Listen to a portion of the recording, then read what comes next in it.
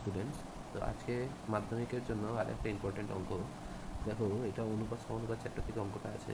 তো দেখো প্রশ্নটা কি বলেছে। প্রশ্নটা বলেছে যদি b c x equal to c a y equal to a b z হয়, তবে প্রমাণ করো যে a x plus b y by a square plus b square equal to b y plus c z by b square plus c square equal to c z plus a x by c square plus a square.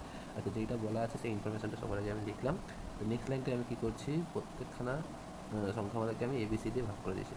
ঠিক আছে, পাশে লিখেও দিয়েছি যে ABC দিয়ে ভাগ করে বা এবিসি দিয়ে ভাগ করার ফলে আমাদের চলে আসছে x by a is equal to y by b is equal to z by c সমান সমান আমি কে ধরলাম এইটুকুই ঠিক। বাকি অঙ্কটা তো নর্মাল অঙ্ক, বই এরকম অঙ্ক অনেক আছে। সো এখান থেকে আমি এক্সের ভ্যালু বার করলাম। এক্সের ভ্যালু হলো কে, ওয়াইয়ের value K B, জেডের value K C বার করে যেটা আমাকে প্রমাণ করতে বলেছে প্রত্যেকখানা একটা প্রথম সংখ্যামালা লিখলাম। লিখে আমি এক্স আর ওয়াইয়ের মান বসালাম, মান বসে ক্যালকুলেশন করেছি, কে এর মান এসছে, মান কে বেরিয়েছে। আবার তৃতীয় সংখ্যামালা একই রকমভাবে ক্যালকুলেশন করে ওইটাও কে এসছে, তৃতীয় সংখ্যামালা ওইটাও কে এসেছে। তো আমরা দেখতে পাচ্ছি তিনটে সংখ্যামালায় শেষমেশ কত কে অ্যান্সার এসছে। তো সেই ক্ষেত্রে আমরা বলতে পারি যেটা আমাদের প্রমাণ করতে দিয়েছিল সেটা আমাদের গিয়ে যে প্রমাণ হয়ে গেছে। এই ক্ষেত্রে কি অঙ্কটা খুবই সোজা, শুধু এইটুকু কাজ একটুখানি আলাদা, জাস্ট তেমন কিছুই না।